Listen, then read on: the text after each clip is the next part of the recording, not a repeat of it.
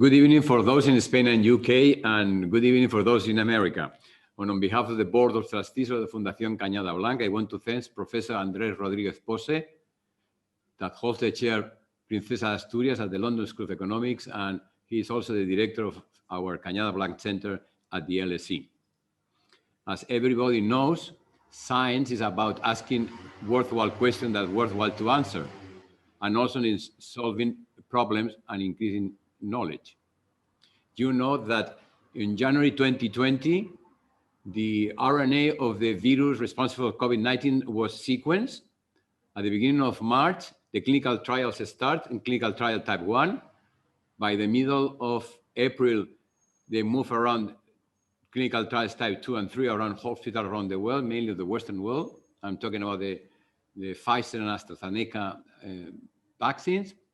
And by the end of the year, the first shot was delivered to a person in the United States as already approved by the FDA and the European agency. This has been an immense success of science, because science solves problems. But COVID left behind us so many problems, and one is how we're going to be our lifestyle, how in the way we're going to live, and how cities are going to be after this major pandemic. So we want to thank once again Professor D.Andrés Rodríguez-Pose for organizing this meeting, and I want to thank especially Professor Richard Florida for this opening lecture. Thank you very much to all the people that are joining us through our YouTube channel.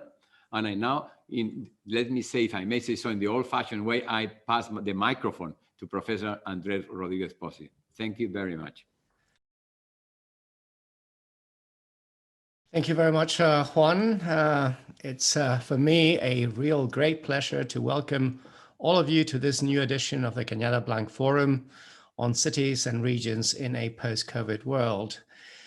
For now for more than a year, the COVID-19 pandemic has taken over our lives, and it has turned them upside down in ways that few of us had foreseen. We have experienced death from an infectious disease in levels we had not seen in our lifetimes. We have experienced as well lengthy and often harsh lockdowns and rapid and radical transformations in the way we live, in the way we work, in the way we consume and interact with one another. The pandemic is also radically changing the environment in which we live in. Our cities last year became empty during the lockdowns, and in many cases are still functioning at levels well below what we saw in pre-pandemic times. For some, the pandemic is transforming our cities beyond recognition. But is this really the case? Is the post-pandemic city, the one that is going to emerge hopefully soon after we all get vaccinated and the virus is a thing of the past, going to be radically different from the city we all experienced before 2020? Will our cities undergo a profound transformation as a result of COVID-19, or will we go back to normality? To talk about these issues, I can think of no one better than Richard Florida. Richard already changed the way we view cities and the way we experience urban living almost 2 decades ago. His theories about the creative class and the creative city have powerfully shaped how we experience the city as a place to live and to work, and how it can become a motor for economic development. His books and his policy advice have served as an inspiration for the transformation of cities the world over. He is without any doubt one of the world leading urbanists. So I'm very happy to have him here with us today. As his daily job, Richard is a researcher and professor, serving as university professor at the University of Toronto School of Cities and Rotman School of Management. And he's also a faculty chair at New York University's Schack School of Real Estate. But he's much more than a researcher and a professor. He's a writer, he's a journalist. He has penned several of the global bestsellers on cities this century, including the multiple award-winning The Rise of the Creative Class, and his most recent book, The New Urban Crisis, that I would recommend that you all take a look at because it's absolutely fantastic. He's the co-founder of City Lab, which is the leading publication devoted to cities and urbanism. He's also an entrepreneur. He founded the Creative Class Group, which works closely with companies and governments worldwide. Richard, it's a real great pleasure to have you here with us, opening this revamped edition of the Cañada Blanch Forum. And before I introduce and I start my dialogue with Richard, please remember that you can post all your questions to Richard Florida in the Zoom chat anytime during the forum. So, Richard, let us start with the COVID-19 pandemic. You have many times said that COVID is not the first pandemic to strike the world. Some past pandemics, like the Black Death, the cholera epidemics of the 19th century, or the so-called Spanish flu of a century ago, have been far more deadly than COVID-19.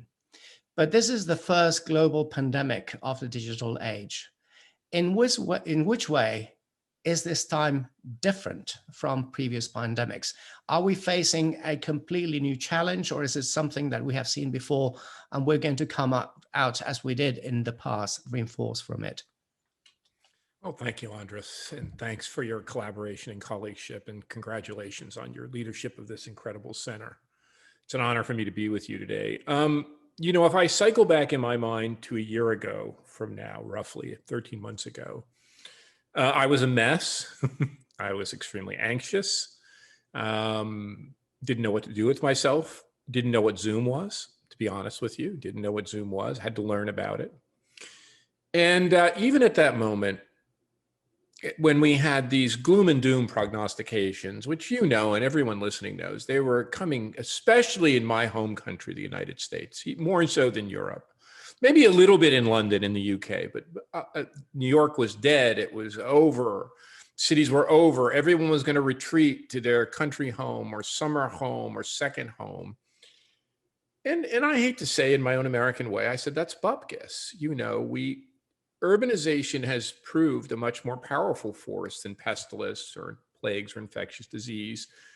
When this stuff was far more deadly, you mentioned the Black Deaths and plagues in Europe, the Spanish flu, the cholera epidemics, when we didn't have modern medical systems and hospital systems, when we didn't have antibiotics to take care of side infections, when we didn't have antivirals. So I said, look, this will be a disruption. It will bend the curve. But cities are very important. And in fact, in my own theories, looking at your own work, Andres, and those of your colleagues, you know, I guess our central thesis is that if the industrial corporation and the large factory was the economic organizing unit of the industrial age, then in fact, our cities, our communities, these hubs of activity we call cities or places, that they're the social and economic organizing unit of the knowledge age. And, you know, I'd seen New York City. I'm from Newark, New Jersey, which is a budding New York City right across the river in New Jersey.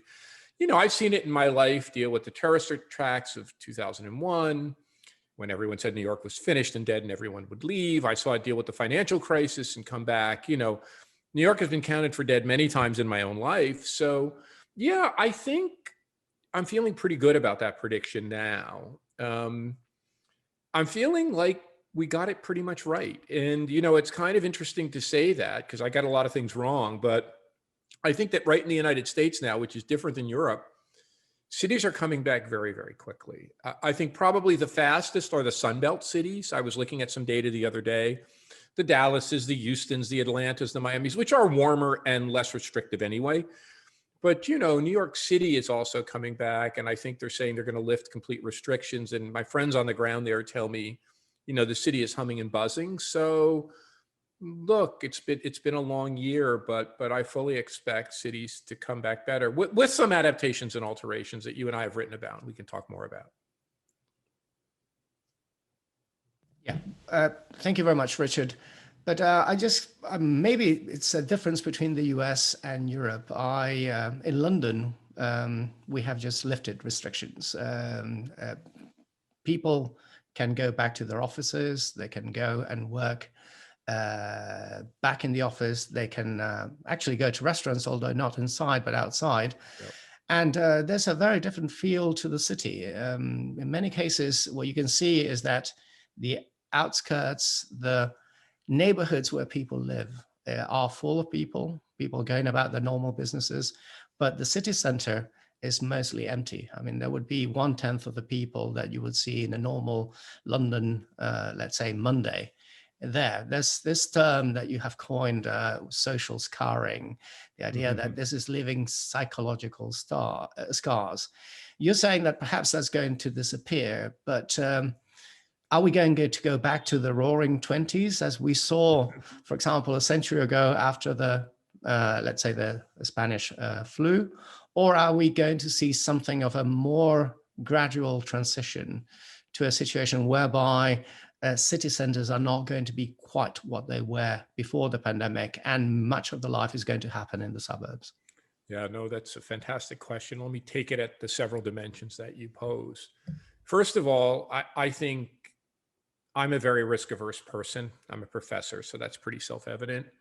So I think I bear some of these social scars. I actually provoked Ginnia Belafonte at the New York Times to write a major piece on this.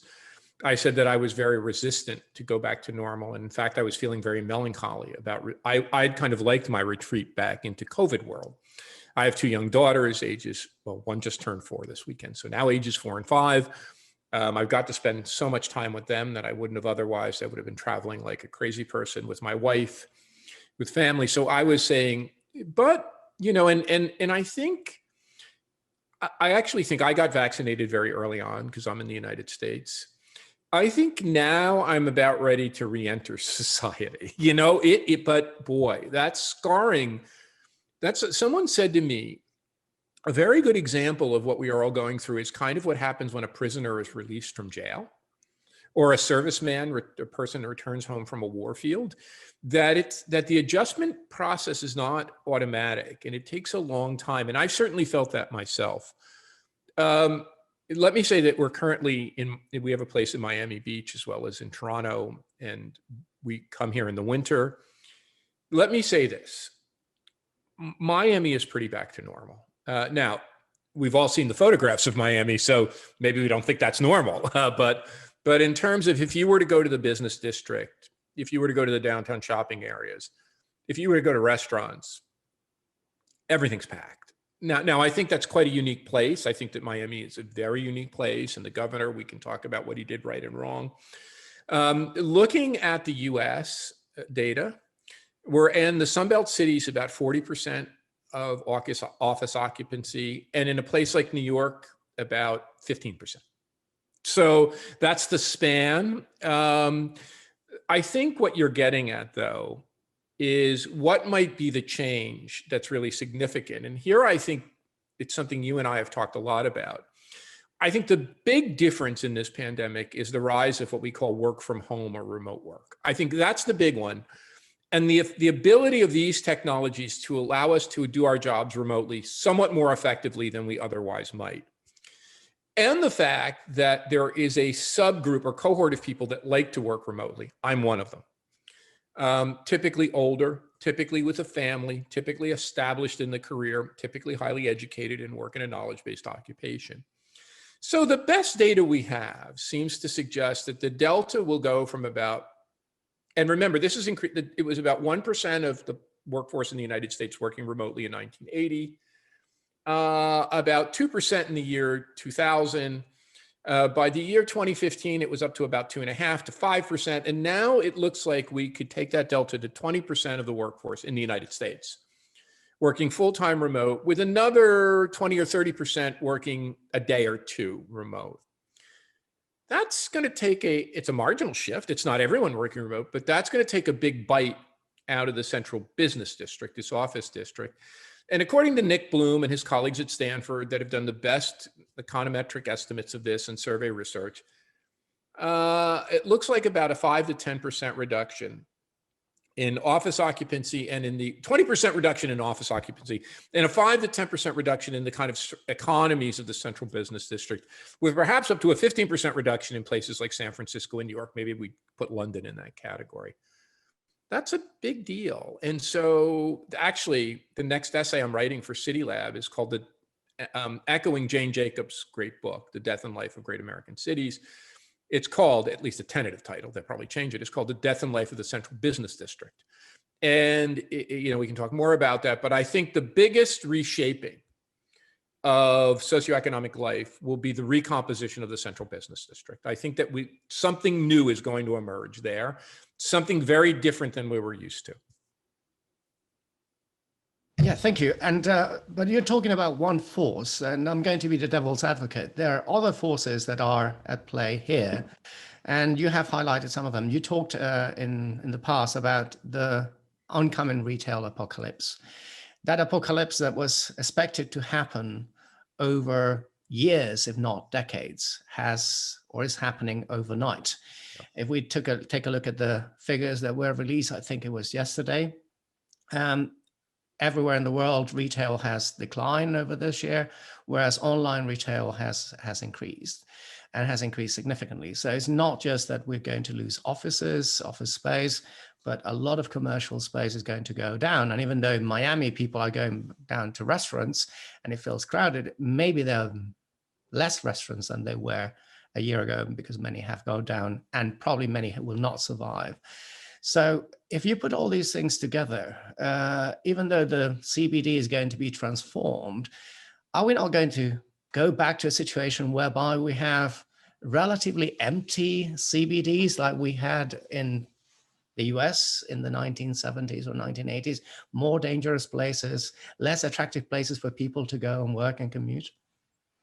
I think this is a very, very different situation than the 1970s when I got interested in cities. I mean, cities in the 1970s in the United States were on their knees.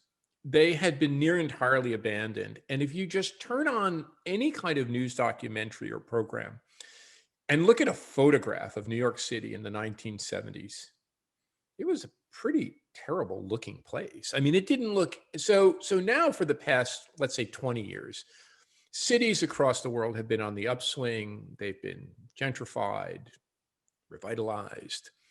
Lots of highly educated people have moved back, including in US second and third tier cities. So no, I don't think we're going back to the 70s, although,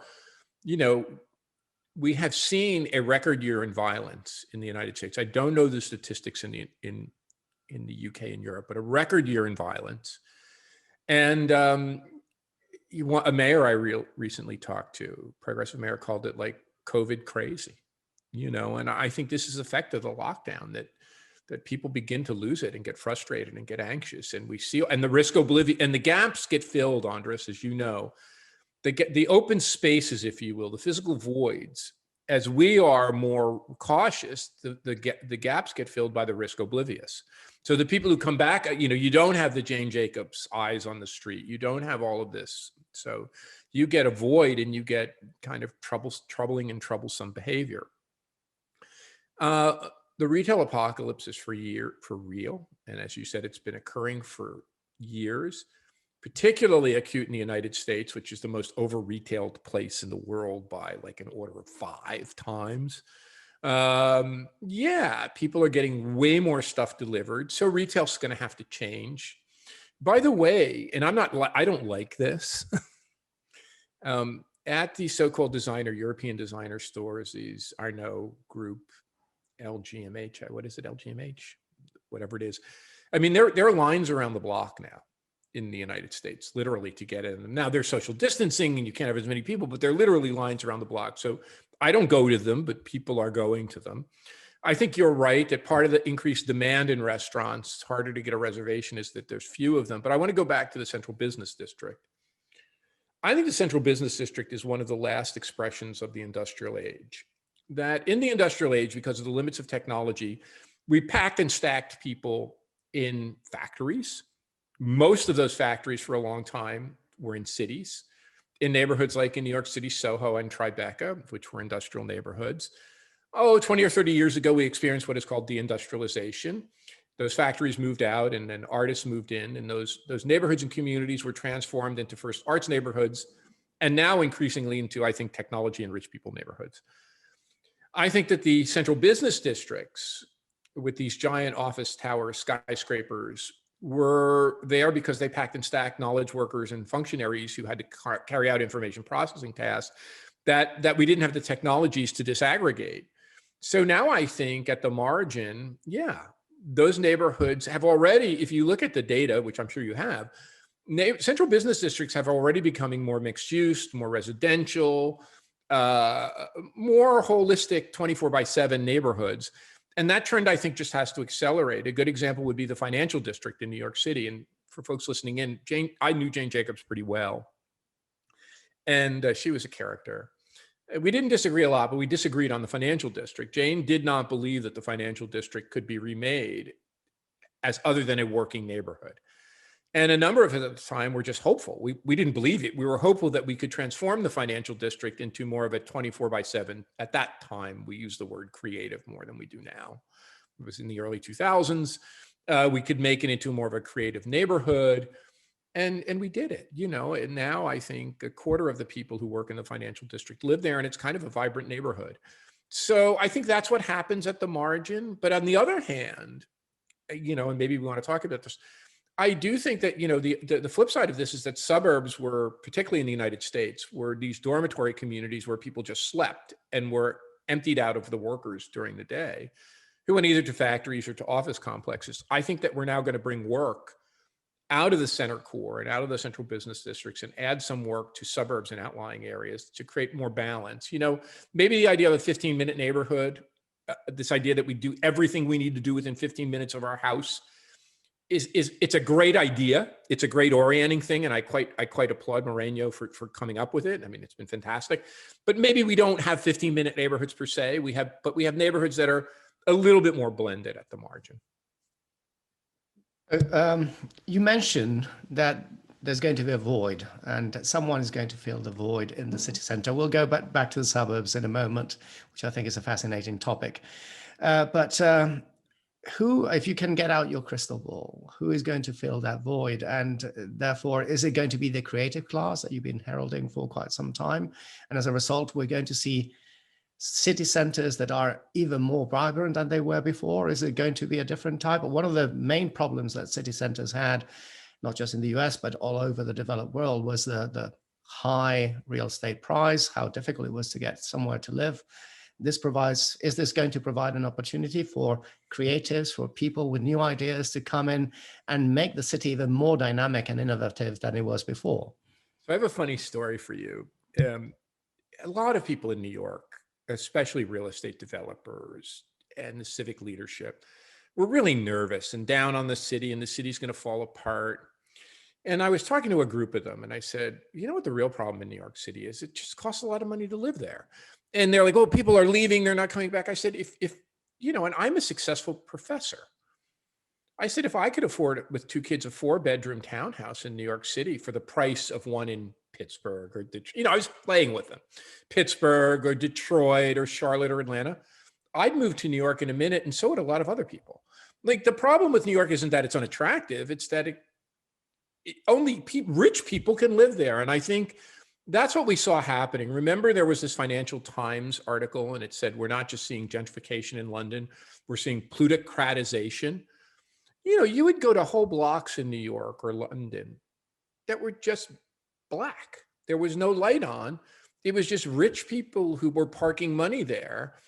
And it was deadening the city. You had Spike Lee, the great director, or David Byrne, the great musician from the Talking Heads, and their equivalents in London and Paris writing, our cities are becoming deadened. They're no longer creative. They're so expensive. In New York City in the past decade, almost to a person, everyone I know who bought an apartment there was older than me and very rich and wasn't from New York City. So I think what happens now is those are the people that left, right? Those are the people that said the city's too dangerous, it's too unwieldy, there's too much virus, there's too much crime. So I think that group of people that were just in the city to consume amenities are the ones that left, or largely the ones that left to their country estates. Who's coming back and filling the void? Young people. Who came back after the Black Death in Europe? Young people. Who came back after the cholera epidemics? Young people. In the main, in the past, young people were attracted to the economic opportunity and higher wages. Now I think young people are attracted to the social atmosphere, right? I think that I'm married and I have kids, but if I was a young person looking for mates, I'd go to London or I'd go to a great city where there's a lot of choices, a lot of people to date, a lot of people to befriend, a big network to make. So I think that's what happens. And in fact, we're seeing it. You know, young people are tired of being in mom and dad's basement. They're flocking back to cities. I've written a lot of university references. I'm sure you have too. Almost every university I've reference I've written for a young person has been to a university in a big city, which is particularly New York, which is really interesting to me. So I think cities become younger for sure. And I'm hopeful. Look, I've been looking at the price adjustment. You're going to know London better than I do. New York City is still pretty expensive for an artist or a musician, right? When I say New York City, Manhattan. And prices have come down. But let's hope the other part, Andres, is that you mentioned the retail and the office. As that stuff becomes harder to fill and there are fewer tenants, maybe some of the developers may see a reason to provide some level of subsidy, indirect or indirect, to attract artists and arts organizations to fill that neighborhood, because artists and arts organizations often do that. They're quite risk oblivious. They like to be in urban centers. They want to be on the street. They like to build community. So let's hope that cities, but you know, I said this in the wake of the 2008 financial crisis. I said, wouldn't it be great if London or San Francisco or New York could reset their prices enough so that creatives could move back? And we saw a real jump in price again. I'm not saying it's going to happen now, but if you look in the short term at New York, and again, there's a lot of inventory, but you know, there's record lease signings, there's record purchases. Prices are down, but they're not down far enough, and they look like they might be near the bottom. So I'm nervous. You know, I hope they become more open to the creative class or artists and musicians, but I'm worried that we might see a bounce back quicker than we otherwise might. Okay, so you mentioned one thing that I was going to keep for last, but I'm going to bring it now, that cities might become younger, even though there might be this rebound that you mentioned in prices, and it might not change that much. But cities have been younger than the surrounding countryside. They have been younger, they have been more dynamic, they have been attracting, let's say, those with the greatest potential. They have offered more opportunity, whereas both in the US, where you're from, in Europe, where most of the people in this talk are, there's a growing divide between, on the one hand, the big cities, and on the other hand, the medium-sized cities, the rural areas, and the small towns. So small town America is dying, but even in Europe, we have seen in the case of Spain, concentration of economic activity in Madrid, to a lesser extent in Barcelona, in Paris, in France. And that is generating not just an economic divide, but also a serious political divide that we have seen unraveling in front of our eyes in the last year. Is this going to exacerbate those divisions? And is that going to create more problems down the line? And if you push me, does that not represent a threat for our cities? London is probably going to be less vibrant because the less developed, the declining areas, the small towns of England actually voted for Brexit. Yep. So yes, and you've been a guidepost on this. Your research has been a guidepost on it. And I think we see it very similarly. I think you and I see this very similarly, that out of this spatial inequality or geographic inequality, or what I called winner-take-all urbanism, you got a backlash. So it's not just that this is created by economic inequality per se. It's created by the sorting process in which people in left behind places, we use that language, in outlying places, feel like their cultural way of life is being undermined. They're more, to use sociology, they're more traditional way of life, they're more family-oriented life, they're more religious or believing way of life. Their more traditional way of life is being undermined by the big city way of life, which is more open-minded, more tolerant, more secular, more open-minded towards gays and racial minorities and immigrants. And that is ripping away tearing to shreds the traditional life in the outlying areas. I think all that's true. By the way, a new study will be released Thursday in the United States by a fellow named Jed Kolko, student of Ed Glazer, a leading economist, that will show that, in fact, looking at job searches despite all the talk of the rise of the rest, of the rise of outlying areas in the United States, the so-called superstar cities, New York, Boston, San Francisco, Seattle, have consolidated, have increased their hold on tech jobs. So despite all of this conversation, you know, that said, I want to make two small points. First, the small point is I think the US is very unique when it comes to cities. And because in the US, schools are funded from the local property tax, urban schools have never been good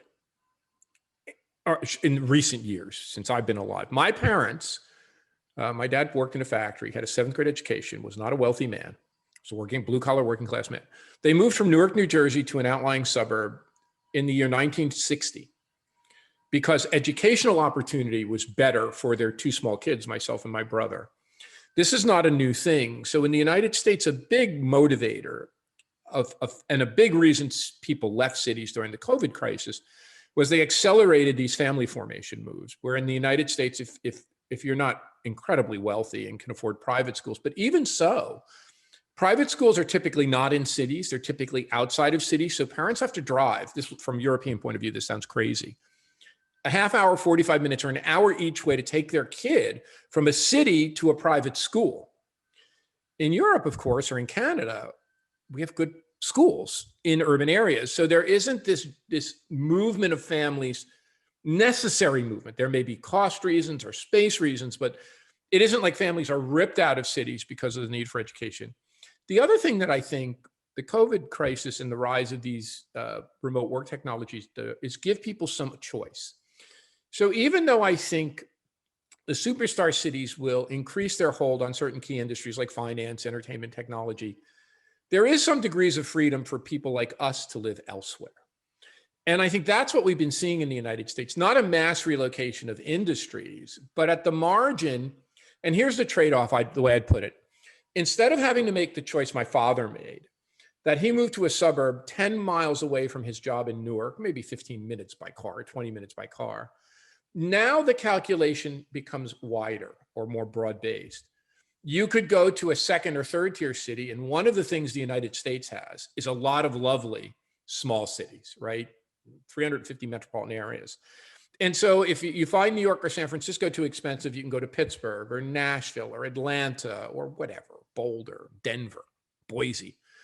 On the other hand, it allows people to leapfrog the suburbs and go to these lovely rural towns. And I think this is really interesting, both in the United States, but also in Europe. I think Europe has, especially on the continent, just magnificent rural or semi-rural, do you know what I'm saying? Outlying places that offer an incredible quality of life that now become an option, say, for 10%. You know, they were less of an option, but now maybe 10 to 15% of the workforce of these remote workers could consider those. So I think more concentration, yes, but also some opportunity for smaller places to gain people.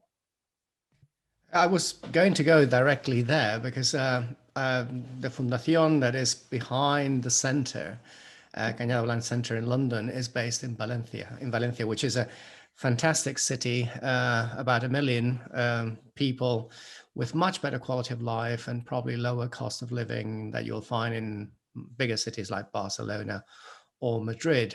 Before we came on air, you were talking about the situation in Miami, which by no means is a small city. We're talking about a large metropolis, but much smaller than New York. And you were mentioning how people were moving from New York, that was creating a new sort of economic activity there. So first, is this opportunity going to be widespread? Are cities like Valencia, but also smaller cities, not just talking about cities of a decent size, 1 million, but cities of 100,000, 200,000, 300,000, are they going to benefit to the same extent? And if so, what is the percentage of those cities that is going to benefit? Are we going to see that this is going to be like some are talking here in Europe, a widespread phenomenon? So flight away from Paris and going to places like Orléans, places like Amiens, flight from Madrid and repopulating cities like, for example, Valladolid, Toledo, or Ciudad Real in Spain?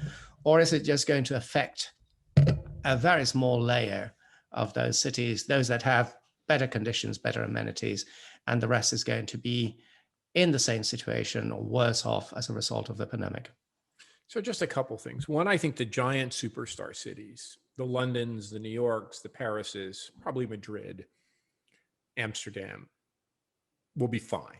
There's going to be some adjustment, some recomposition, some youthification, some adjustment in the central business district. But, you know, those places, look at Berlin.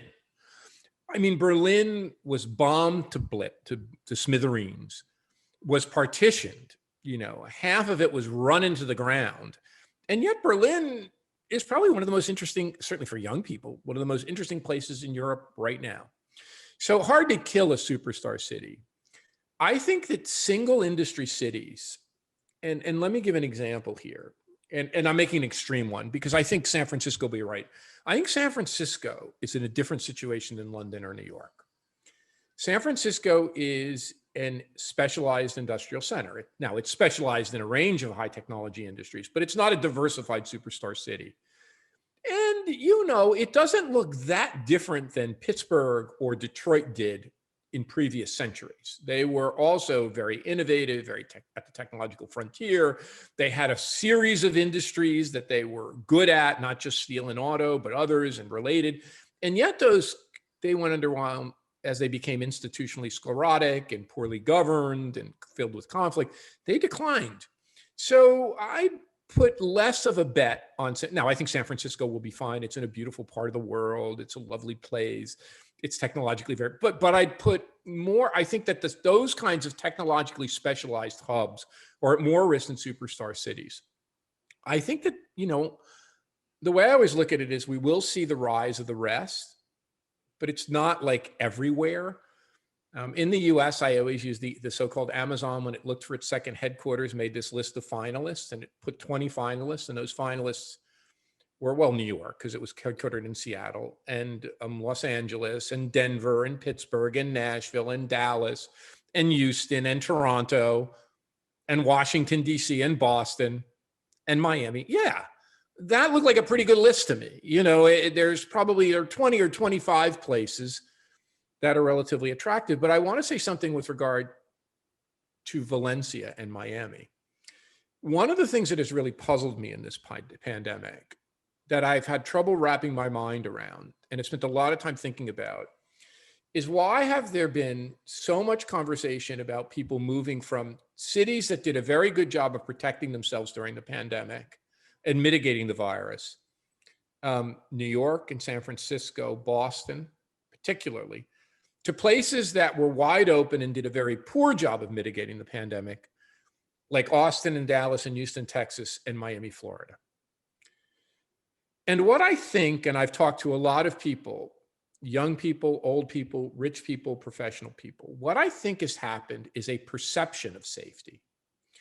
That people somehow perceive sun and warm, not wrongly, right? Because there's a seasonality, sun and warm and more space as safer. And in the case of the United States, you mentioned Miami, they perceive that in Miami, if they move to Miami, they could live their life with fewer restrictions. You mentioned lockdown. There are a lot of people who don't like lockdowns, don't like restrictions on personal freedom. I think what's motivated this move, particularly among venture capitalists and high-tech entrepreneurs who are very risk-taking, is they see Miami as a place that they can operate with less restriction, more liberty, more, I'm making quotes, freedom. That's what's provoking this move. And, you know, I just got off the phone with a journalist in Italy who asked me what cities in Italy I would bet on. And I said the Amalfi Coast. Like, no brainer for me, the Amalfi Coast. It's the most beautiful, it's one of the most, it's like Valencia, right? These are places the south of France, places I would love to live, but couldn't, but now could. So I think these high amenity places that were always appealing for vacation or resort, in Australia, places like Noosa or Byron Bay, which are undergoing this, in Florida, a place like Miami Beach, that places that used to be resorts, but now you can work for and run your life from, but also have a town center. You mentioned Valencia has 1 million people. There's a density to it. It's not just way out in the wilderness. There's a kind of culture and cosmopolitan flair, if you will. In news, they used to call it a place the barefoot executive would want to be. I think there's a tremendous appeal for these kinds of places. So yeah, I could see this Sunbelt move, that Ed Glazer has been talking about for so long, and I've been debating. I think the pandemic does make colder places, darker places relatively less attractive, and sunnier, warmer places. Now, that's been an ongoing shift, but with remote work, it creates an enormous competitive advantage for places like Valencia, like Miami Beach in the south of Florida, like parts of southern Italy or southern France. And yeah, if places can take advantage of this, I think those warmer places do have an advantage. Warmer, sunnier places do have an advantage. Okay, so we have so far been treating, and before I just ask the question, I would like to remind everyone that you can pose your questions to Richard in the chat, and there will be time to ask them, but they have to be actually placed in the chat beforehand, so I can actually refer to you and you can ask the question later on. So far, we've been treating the pandemic as something that has happened all over the world, but it has happened in very different ways, and the incidence has varied enormously from one place to the other. Here in Europe, for example, there have been cities that have been put on their knees by the pandemic. Madrid, where I'm from, Milan, Paris, London, Stockholm, were among the hardest hit in Europe, without any doubt. But others were relatively spared. You mentioned Berlin before, you mentioned the Amalfi Coast. Naples was not strongly hit, as was the case of Rome. Oslo has been, in comparison to Stockholm, spared. But of course, at a global level, whereas in Europe and in the US, in North America in general, and in many parts of the developing world, the pandemic has ravaged many of our cities. In many parts of Asia, mainly because they were better at adopting preventive measures, in Japanese cities, in Chinese cities, in Taiwan, in most of Southeast Asia, the incidence has been far lower. Are we going to see that those places, those cities that actually were less hit by the pandemic, are they going to be better off? And are we going to see an increasing of the shift of the, let's say, the global sort of, if I can say, economic center, or even the political and cultural center to the Far East as a result of this pandemic? So I'm going to say something that may seem counterintuitive, but I've been thinking about it a lot, and maybe you and I should compare notes and dialogue over it. I think we're looking at an endemic virus. I don't think, even with the incredible innovation in vaccination, this is going to go away. I don't think it'll ever be as deadly as, hopefully it won't be as deadly as it was, but it's going to pop up in clusters. There are going to be people who resist vaccination. And as you said, Andres, there are just parts of the world that are very large and very poor. And whilst in the United States, we have incredible vaccination, in the United Kingdom, even Canada is having trouble catching up, never mind, India, which is just, Delhi has just, or Brazil, which have just, and remember, those are the BRICS, Russia, Brazil, India, China. These are not the poorest of the world's nations, but they've been devastated, right? Parts of Brazil and parts of India. So I think the pandemic becomes endemic. And here's where I think we have an interesting issue. It seems to me, if you're a global center or hub, you have to learn how to cope. And what you said, by the way, I just don't want to go over it. The places that got hard hit were very globally connected, right? The more globally connected, and now Toronto, look at Toronto, what it's experiencing now. The more globally connected you were, and as our friend Charlotta says, in Stockholm just had this unfortunately falling spring break that exposed it to the European variants of the virus very early on. London, New York, even Detroit, which is exposed through exchange of people through the automotive chain, Northern Italy, big manufacturing center. But places that are very globally connected got whacked. I think that what's going to happen is that, let me put this baldly. I'm an American, so how does Australia ever open up again? How do they lift their restrictions? Can they vaccinate every Australian, or can New Zealand vaccinate every New Zealander? I think that at a certain point, you have to make a decision. Can we cope with this Do we have the medical capacity? Do we have the hospital capacity? Do we have the ICU capacity to deal with this the way we deal with other physical ailments? Flu, heart disease, cancer. And so I think that places that stay restrictive and that really buy into lockdown and elimination are going to have an enormous disadvantage moving forward. Whereas the places that look kind of crazy and remained open and were able to adapt to the virus, and I would put London, New York, Miami, Stockholm for sure in that category, that as the world economy comes back on, they're going to have an advantage.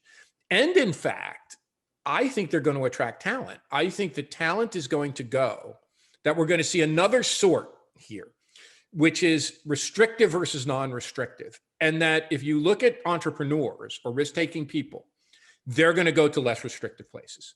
That we're going to see at the margin a shift in talent towards less restrictive places. I know that sounds counterintuitive, but it's the only way I can make sense of the patterns I'm already seeing in the United States, that there is clearly a movement now of entrepreneurial, risk-oriented people towards less restrictive places. And I think across the world, this is going to play very well. I mean, I think it's going to play very well over time for places like New York in particular. I'm worried about London because of Brexit. Brexit is a different wrinkle in all of this. But places, big global cities that are open, I think are going to have an additional advantage, not disadvantage moving forward. But I don't know. I don't have a crystal ball. That's just an idea. So it's not just risk-taking people, but risk-taking places that are going to come out, those that can adapt. Can I just say, I think you nailed it. That if you look at where knowledge-based capitalism has nestled, if you look at Silicon Valley 30 years ago, it was a risk-taking place where anything goes. I think you've clarified something in my mind I've been trying to get thought through in over the past months. Not just risk-taking people, there will be risk-taking places, and they will at the margin attract relatively more of this innovative or creative cohort. Sorry to interrupt. I think that's absolutely it. Okay, well, thank you very much. I think that's a very interesting thought that is going to actually raise quite a lot of discussions and political discussions in places like Stockholm and Madrid, where there has been some sort of, let's say, aim to keep the city open during the pandemic. Let me just go back to the question of the second-tier cities. And you were saying, yeah, there might be an opportunity for some, not for others. You have the question of Miami, how Miami is becoming more dynamic. But many of these places are places that for a long time have been dependent on sectors that have been less capable of being transformed into remote work. Yep. Especially in the case of Europe, in a country like Spain, for example, we see the concentration of remote work mainly in Madrid, which is the only one that is, according to the OECD classification, in terms of percentage of jobs that can be done remotely, which is above the average with Barcelona, and the rest is below. But many others on the Mediterranean coast, on the Amalfi coast that you mentioned, these are jobs that cannot be done remotely. The people that are going to be delocalizing are the ones that can work remotely to other places. Are we then going to see a greater, let's say, social polarization of the type that Saskia Sassen has been talking about for such a long time in these cities? Are these cities going to become much more unequal than they already were? Yes. And so I think, given what you said about Madrid, the places that are most likely to benefit are more rural, charming places close to Madrid. The biggest gains post-pandemic, or pandemic and post-pandemic, if you will, in the United States are rural areas outside New York City, rural areas outside San Francisco. Those are the big gainers. So I think it's the place you can live a remote work life, but still get to Madrid, still get to London, still get to New York. I think you're right that the social polarization and cultural polarization is going to increase. And I think cities will become more progressive and more concerned with racial and economic and social equity. And outlying areas will become more populist, more about, the preservation of traditional culture and traditional norms. The white working class in the United States, they sometimes call themselves the real Americans. Yeah, and I think this polarization is increasing. You know, we call it the geographies of discontent. I think that it's not just discontent, it's a discontent that is very circumscribed, as you've written, you know, more eloquently and convincingly than anyone, that it's a geographical expression and geographical polarization. So yeah, I think it gets worse. And look, if you look at the previous epoch of the Spanish flu, it was followed by not an era of deep introspection, not an era of deep social healing, not an era of deep social cohesion. It was followed by the Roaring 20s, an era that up to this moment was the most unequal, the most polarized, the robber baron rich, stock market boom, flourishing of culture, jazz age, you know, cultural flourishing, the rise of the arts and theater, mainly fueled by wealth. So yeah, I think we're looking at the Roaring 2020s. I don't think we're necessarily looking at an era of social healing and social cohesion. I think we're lucky that some political leaders, like in the United States, Joe Biden, we're not stuck with Trump, you know. Joe Biden will try at the margin to make this better, but these are deep structural forces. And as you and I know, not many policymakers are really aware of them or apt to act on them. They think in more conventional terms about economic inequality or what's needed to stimulate the economy.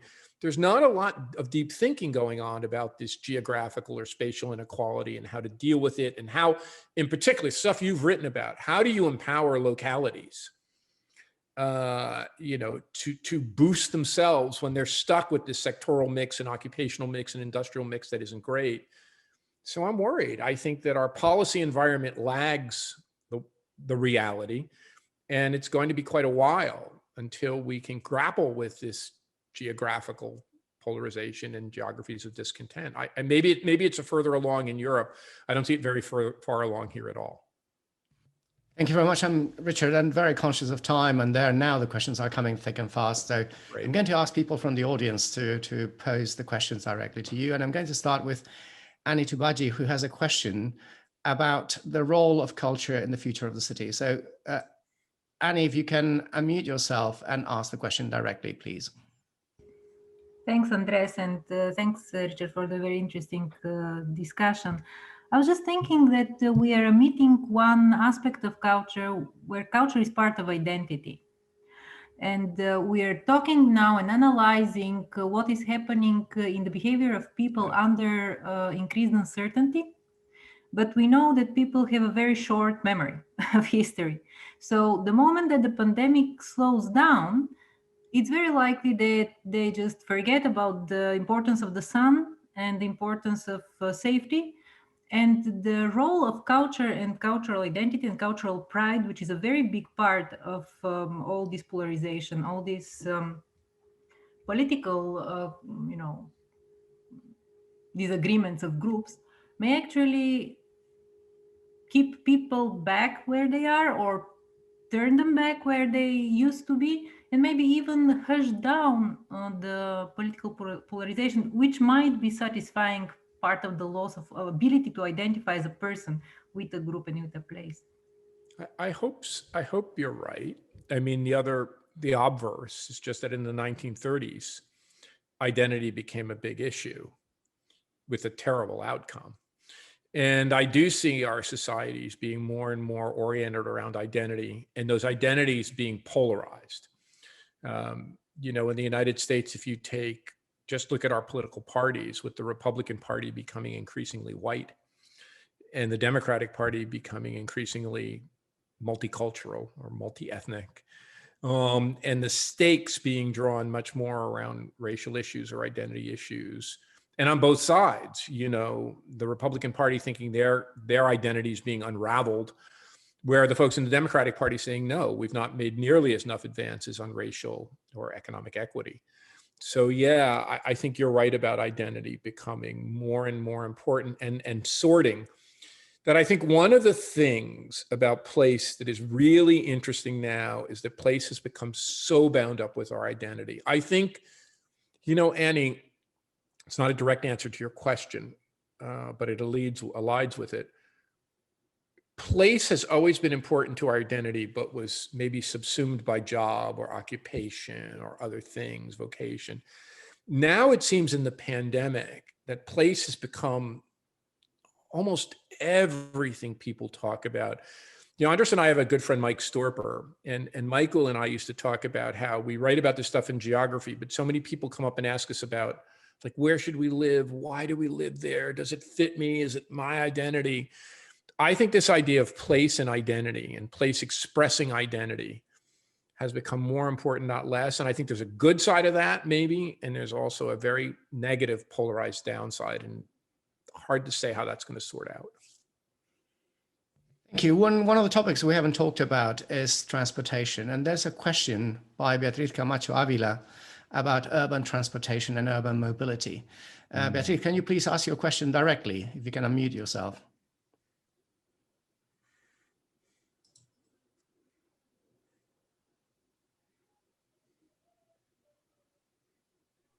Hi, I'm sorry, I was trying to unmute myself.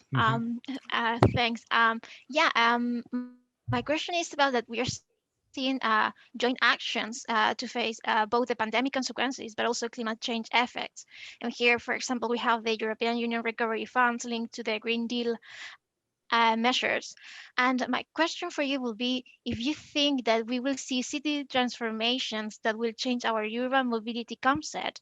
And for example, we have here the 15-minute concept, so you can walk to and have access to all the basic services. Or if you think that we will see just the replacement of our cars with electric ones. You know, I think this is a great question. And you know, I think for those of us who are advantaged or privileged, we will seek a city or neighborhood that is more self-contained, that we could walk or bicycle or walk our kids to school or work at home or work in a co-working space close to home, whether that's an urban neighborhood or a more suburban or rural one. I do, Beatrice, think, and again, it's hard to look out much further than we can, but if you ask me, one of the biggest social scars of the pandemic, it's not even a fear of tall buildings. It's not even a fear of elevators or the central business district. It's a fear of getting there. So if you look at the New York metropolitan area, the suburban office parks are almost filled up, where you can drive your car to the office, because the same people who own those suburban office parks own the office buildings in the city, while the office buildings in the city are 15% occupied. And it's not so much that the tenants are scared of the building, they're scared of the train or the transit. There is this residual fear across Europe, across Asia, across the Americas of transit. The question is, when does that come back? I don't know. I just don't know. I think that on the other side, that the less advantaged people, essential workers, because of the expensive housing prices in cities, will be forced to use this transit. So we may see a division there between wealthier people who walk or bicycle or use a private car, electric car or gas-powered car, and the essential workers who are dependent upon transit and more mass transportation. I don't know how that sorts out in the next 2 years, but right now it looks like it's an issue. Thank you very much, Richard. There's another question, in this case from Eli Craveiro, Frankel, about your dilemma between risk-taking people, risk-taking cities, and less risk-taking cities, and how the risk-taking cities are the ones going to be rebounding. But that might create problems. So Eli, if you can unmute yourself and ask the question directly to Richard.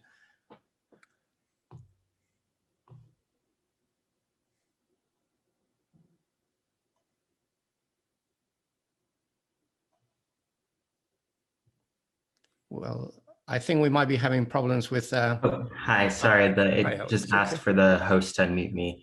I really enjoyed your conversation about how certain cities like New York, Madrid, and Miami, who were less more risk averse, will do better in the long run.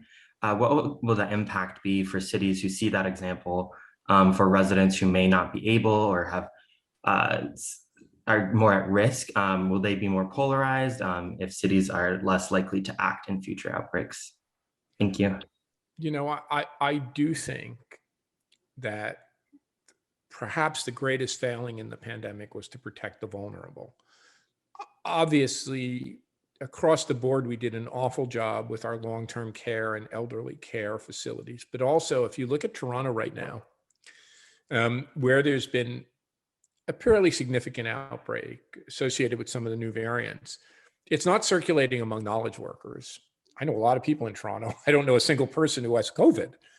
It's circulating among essential workers in specific geographies that are both working in factories, and not just factories, the logistics, supply, warehousing, delivery economy, and then living in relatively overcrowded conditions and spreading it among extended families. So I think those are two areas that we have to protect, and we failed miserably. We failed our elderly, but we've also, we call them our heroes. But, in Ontario, we didn't even offer really significant paid sick leave. And that's just horrific. So, yeah, I think as we open, we're going to have to protect. I do see a sort, though. I do see people who are more risk averse sorting into the more protected cities, and people who are more risk taking sorting into the more risk taking cities. So I think that's another dimension of the sort. Unfortunately, and I think where your question grabs is that the risk taking cities have also not been great at protecting the vulnerable. So I think that's where we really need to be thinking long and hard about if we're going to remain open. We can't just say, if you're an essential worker, go fend for yourself. And if you're an old person, it's unfortunate that you got COVID. We can and must do better. And I think that's where the debate over kind of lockdown versus not lockdown needs to go, I think, because I really do believe this disease is endemic. How do we ensure that less advantaged groups that can't work remotely, that can't take these precautions, that they're protected? And I think that's probably where the public health debate needs to go. I'll go for 3 more questions, and I'm conscious of the time, but I will ask people who are asking questions to please turn on their cameras. It's always better to see the faces rather than to talk to an empty screen. There's a question by Ana Teresa Vargas about the consequences of being a winning city for the inhabitants living there. So, Ana Teresa, if you can please unmute yourself and ask the question. Sure.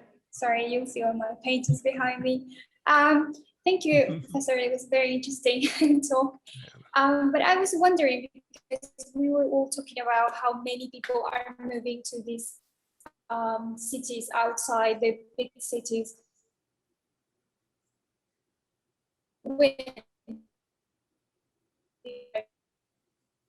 I think we lost connection with Ana Teresa. So those new to those smaller cities. Ana Teresa, we're losing your connection. So think that yes. I'm going to ask the question for you because we're losing your connection, I'm afraid. Sure. So the question was you have mentioned that there's sorry. Now there are cities that are going to become winners, but what is going to happen to the inhabitants of those cities?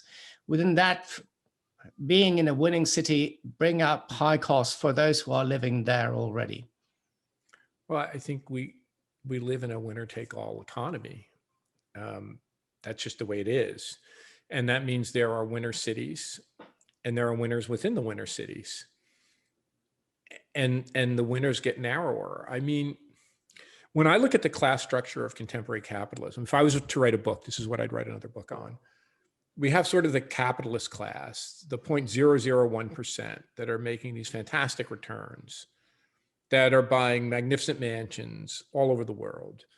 Then you have kind of the professional knowledge and creative class, depending on what my estimate's a third in the advanced countries. Peter Temin at MIT is 20%. And then you have the rest, the kind of manual working class, the service routine working class, and the less advantaged people. And that 66 to 80% just sinks further and further. No matter, with all respect to Enrico Moretti, somebody who I really admire, and the multiplier effect, that multiplier effect very much works. And superstar cities create enormous productivity, but it's the distributional effect that's the problem. That it goes mainly to the already advantaged, mainly to the 20% and even the 30%, or mainly to that 0.001%. So yeah, the distributional consequence is pretty heinous. And it means that a few people come off with enormous advantages and more sink. And let me use the example of Miami, because I think it's very pointed. The billionaires of the world are descending on Miami. They're not just buying a house. They're buying 2 and 3 and 4 waterfront houses and all the land houses surrounding them. Let's say that compound is costing them anywhere from $50 to $60 million. As they do that, they drive the price of houses up. So say a house that would have been very expensive before, $1 million is now $4 million. At the same time, they drive, because people are driven out, drive all the rents up. So people who are renting, I just had a friend who was renting a house for $9,000, the rent's gone to $18,000. If you're a service worker and you were paying $1,000, that rent's now $3,000. I could go on and on. So what's happening in the winner city is, as the winners capture the gains, and those gains go into real estate prices, more and more people, regardless of their economic circumstance, the professional and knowledge and creative class can kind of stay afloat, and everyone else sinks like a stone. So yeah, that's the reality we're in. And, you know, people, we need to start having a conversation about this. That's why I wrote this book called The New Urban Crisis, about this. And you know, and Andres has done better work than anyone on this. The idea that you're simply going to build more condominium towers, sorry, I hate to, but you've been so eloquent. You're going to just magically build some condominium towers and all these problems will disappear is nonsense. You know, not to say that we probably should build lots more condominium towers and lots more housing, but when half the jobs in contemporary capitalism are low-wage service jobs, in the United States in particular, that don't pay a living wage, that's a real structural problem that we have to address and we're not addressing. An ultimate question from Danny Dickinson regarding more closed and open cities during the pandemic. So Danny, if you can ask the question directly, please.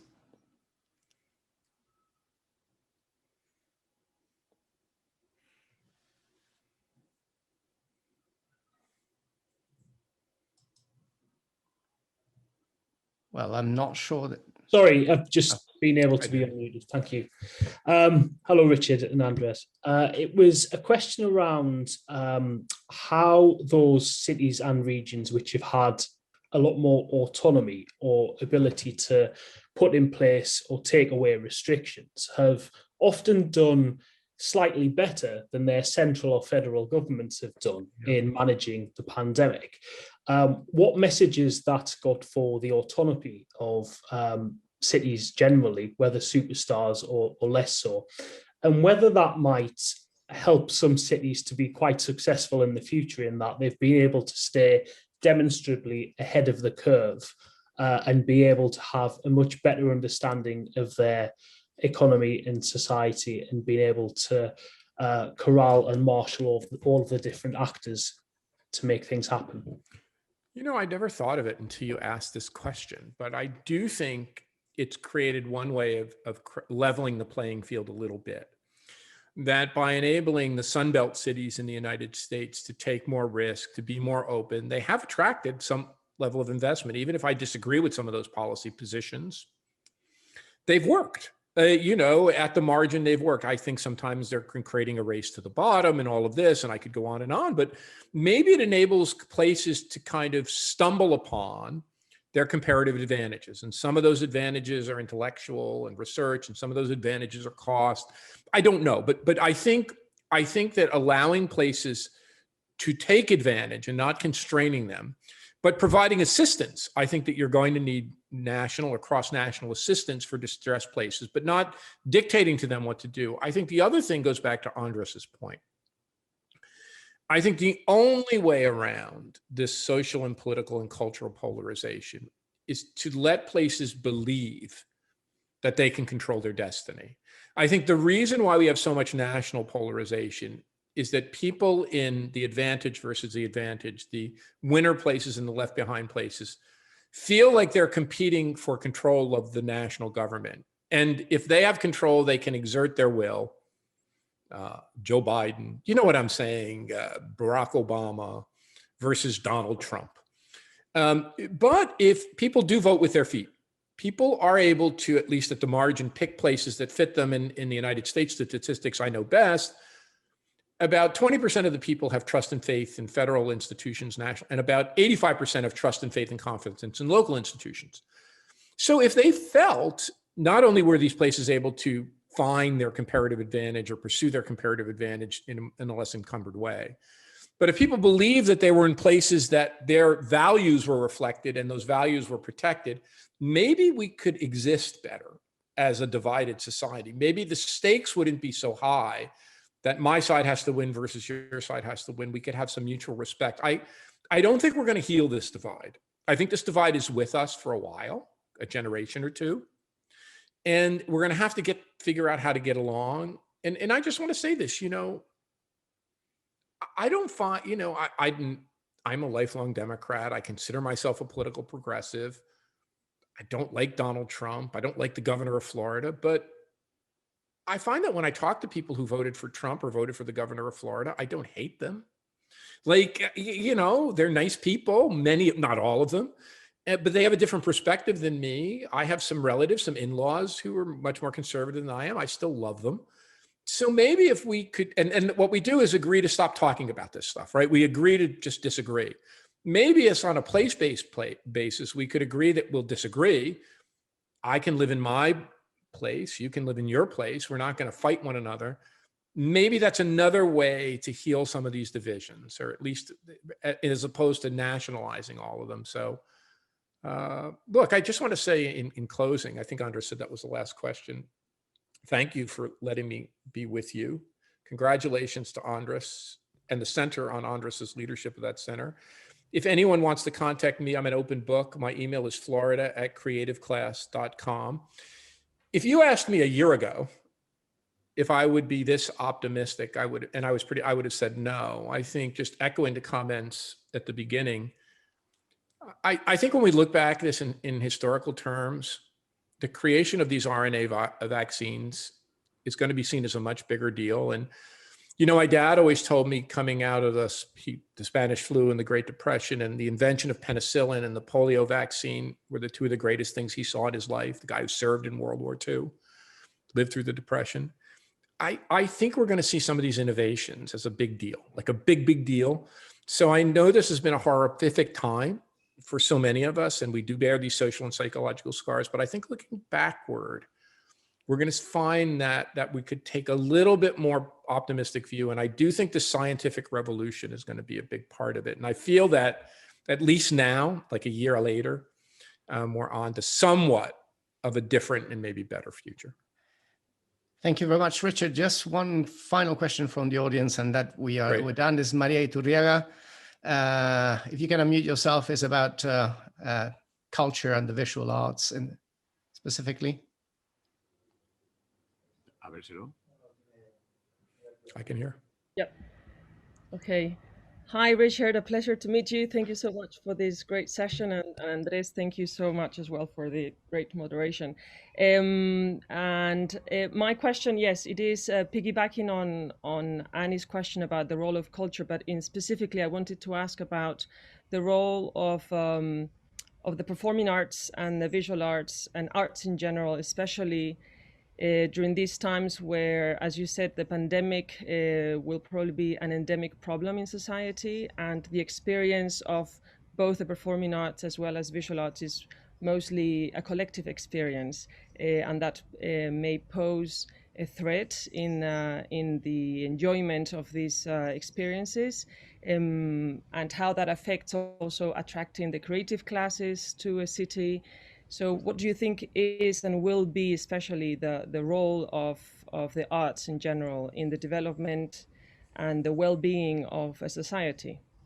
So we did a study with a guy named Mike Seaman of the US and its occupations. And of all the occupations in the US, the visual and performing arts took the biggest hit. I think the rate of unemployment among visual and performing artists in the United States was over 50%. I mean, it's an unthinkable number, over 50%.